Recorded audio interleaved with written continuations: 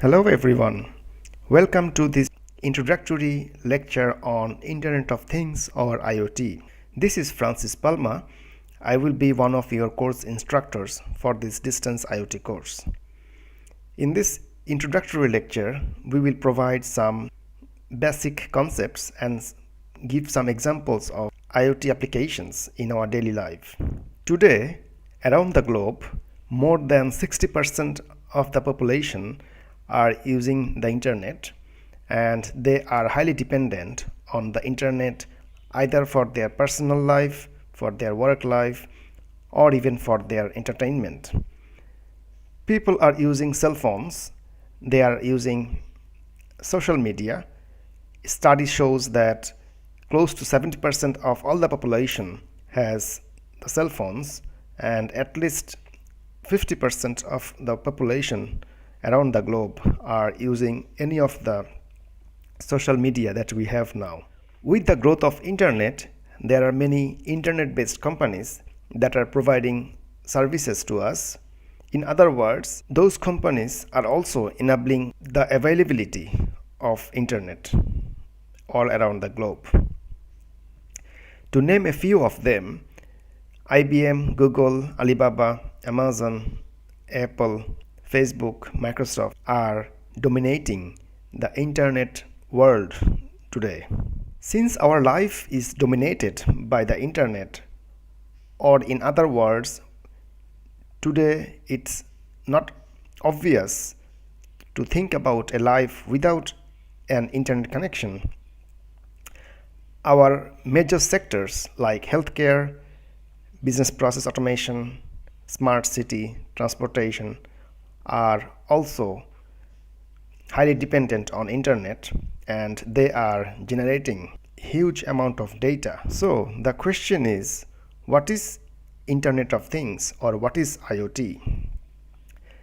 In its simple term, Internet of Things or IoT is a connected network of smart things where those smart things can talk to each other over the internet. These smart things or smart devices, they can sense, they can measure, or provide you the data that you can use for further advanced processing like decision making. In other words, smart and intelligent decision making. In the basic architecture of IoT, there are three interconnected layers. In the first layer, or at the very high level, or at the high level layer, we have the enterprise applications. Enterprise application interacts with people, manages large databases along with email, web browsing, video streaming, etc. In the second layer, or in the middle layer, we have the middle data collector or hub, or also known as aggregator or gateway, that detects if level 3 edge devices generated any data. These level 2 gateways or hubs connect to edge devices, configures and aggregate data according to the rules. They can also store data according to the data model one defines. The level 3 sensor or sender receiver device at the IoT edge level include temperature sensors, vibration sensors, moisture sensors, lighting sensors, household appliances, supply chain like RFID, and so on. The previous figure showed the basic architecture of an IoT. Here, it's showing the detailed view of an IoT architecture. We are not going to go through all the layers here. What I wanted to show here is what are those that we have under those three basic layers. Previously, we showed from this figure layer 1, layer 6, and layer 2. But while they are working together, we also need some other intermediary layers. For example, In the layer 3, we have the network connectivity. In the layer 4 and 5, we have some data abstraction or data storage services. IoT is strongly tied with a smart city. In other words, a city can be a smart city only when it is connected to the internet and it uses IoT-based devices or services. In this picture, as you can see, all aspects of our life can be controlled using internet-connected devices or smart devices.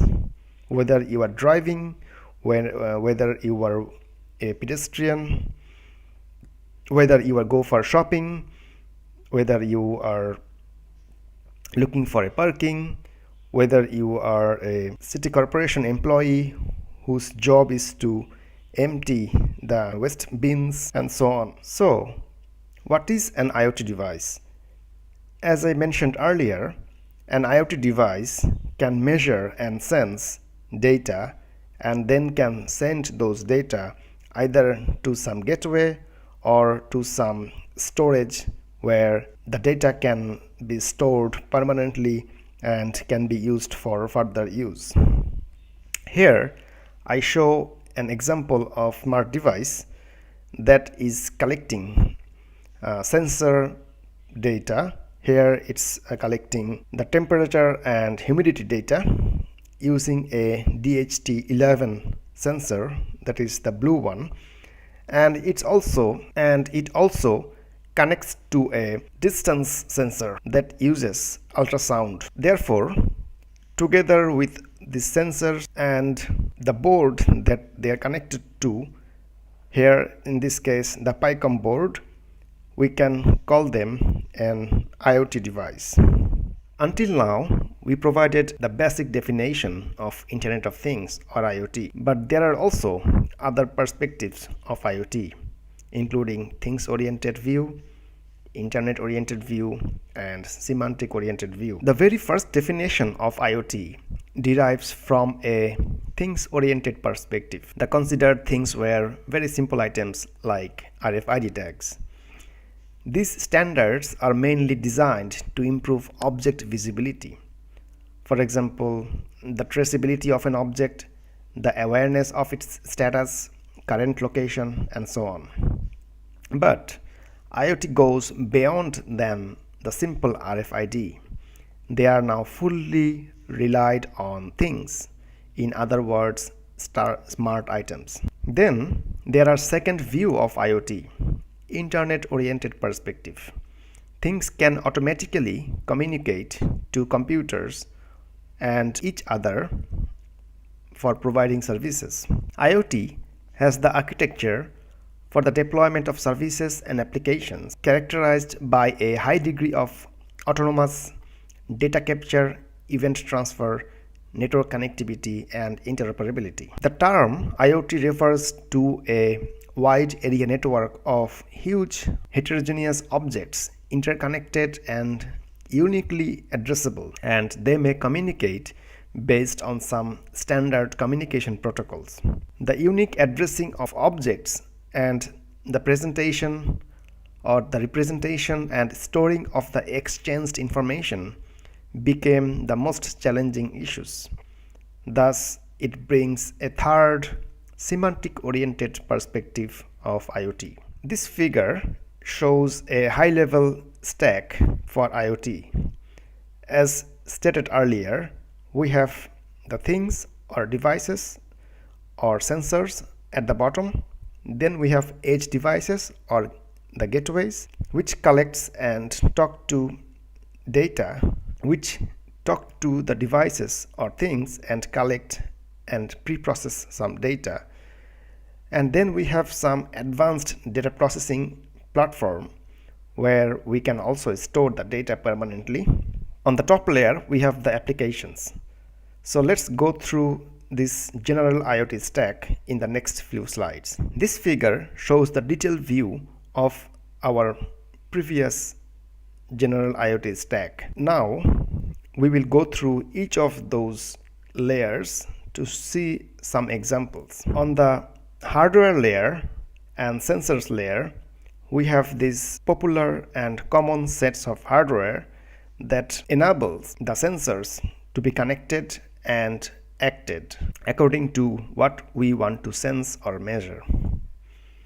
People are already using Arduino, Raspberry Pi, PyCom, and so on. So from the hardware perspective, we have a large sets of devices that we can choose. On the same layer, we have these sensors, and sensor can be of many types, including it can measure the carbon dioxide in the air, it can measure the water level, it can measure the ultraviolet level, it can also measure the basic temperature or humidity or moisture, among others. Usually there is a process if you want to include a sensor in your application, including you have to onboard the sensor first and do the configuration and what you want to receive and how you want to receive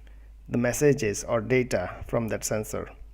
And finally, once the sensor is connected properly, it can start sending data or events. Then we have this device hub or gateway, and the key responsibility for these devices or hubs is to collect and aggregate data from the sensors. And they are not only collecting or aggregating the data, they are also managing the sensors. So sensors are enlisted or listed on these hubs or devices or gateways. Usually, gateway performs a lot of responsibilities. In other words, it performs the core functionality of managing the sensors and lower level devices, including the connectivity, routing the data, and performing the aggregation of the data, do some pre-processing.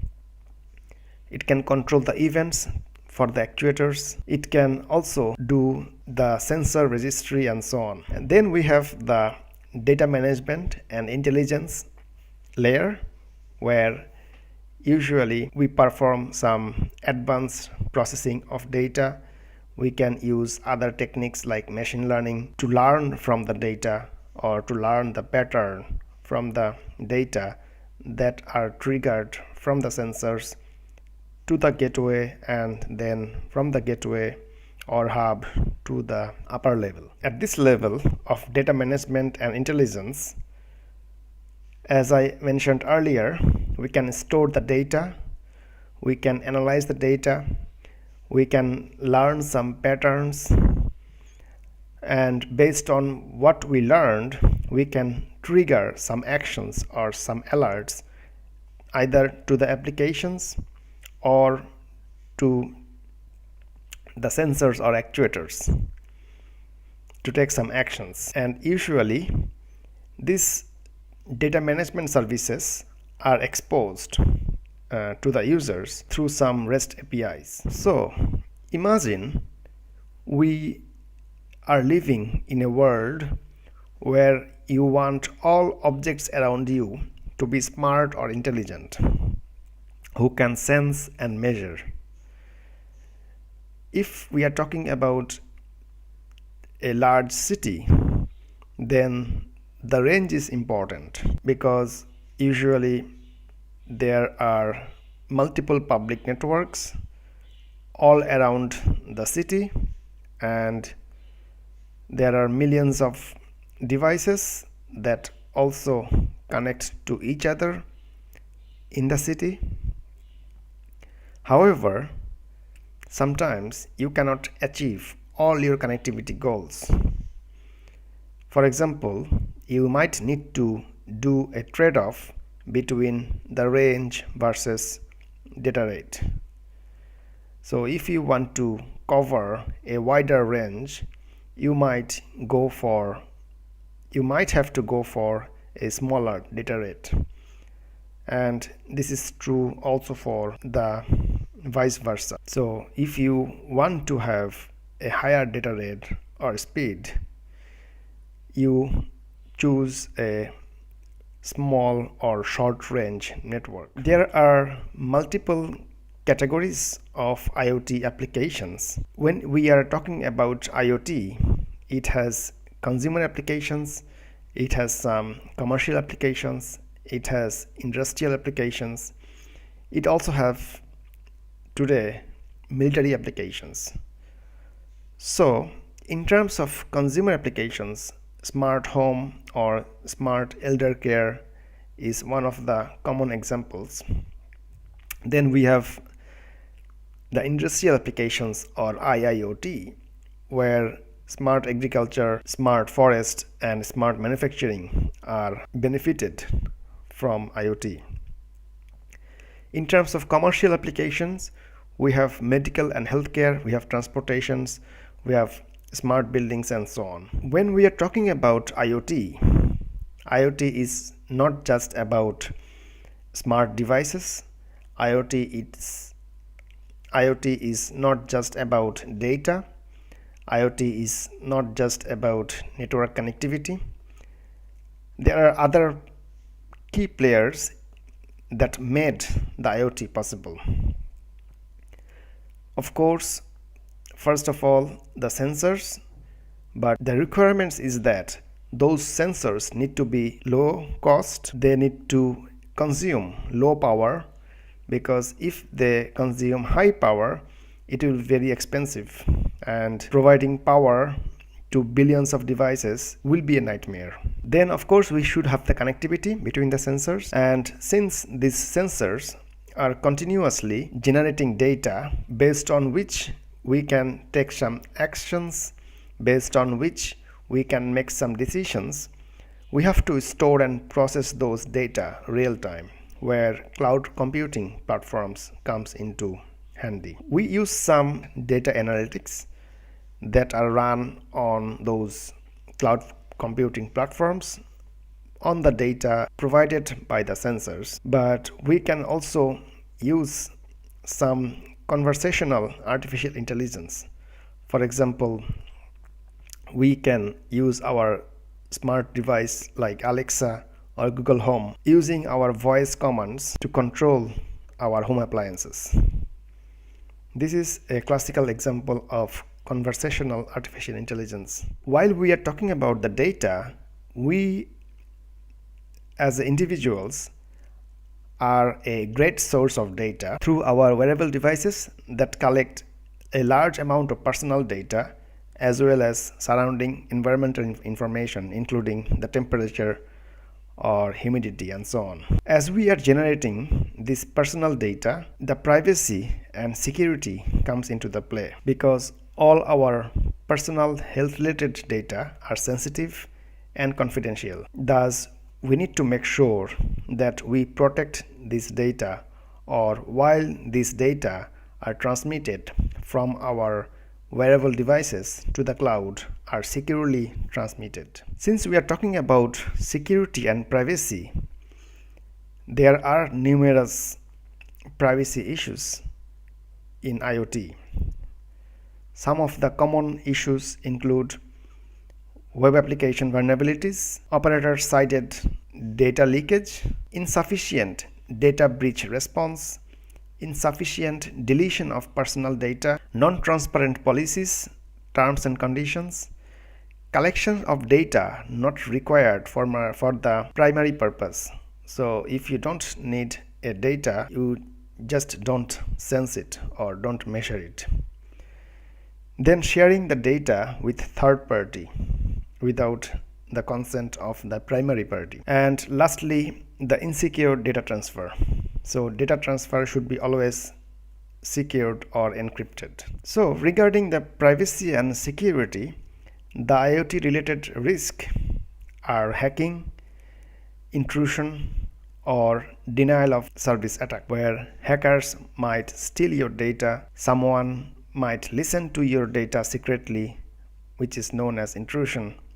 And when there are too many requests to servers that make the server either fail or busy, then as usual. Remember, as we mentioned, thousands if not millions of sensors can be connected to a server who are continuously sending data. So when we are talking about the connectivity, there are multiple alternatives. If you want to connect your smart device to the gateway, or if you want to connect your IoT device to the server, Bluetooth, Wi-Fi, Zigbee, these are well known and common technology, and nowadays there are also LoRa and narrowband IoT that are more suitable for large scale long range architecture where thousands of sensors are deployed along a large city or a large area. Usually Wi-Fi, Bluetooth or other technologies are not able to cover a wider area where LoRa and narrowband IoT can provide a wider range network, and they can operate on a low power. This figure shows the relative cost of various network capabilities that are suitable for IoT. As you can see, although cellular network has a very long range network, they are very expensive to set up, whereas LoRa or Sigfox, they have similar range, but they have very low cost for setup, but at the same time their data rate and power consumption is also very low. In contrast, cellular network or Wi-Fi, their power consumption and data rate are both high. Therefore, it can be concluded from this picture that long range network but that are low power hungry are more suitable for IoT, including narrowband IoT, LoRa, Sigfox or even LTE.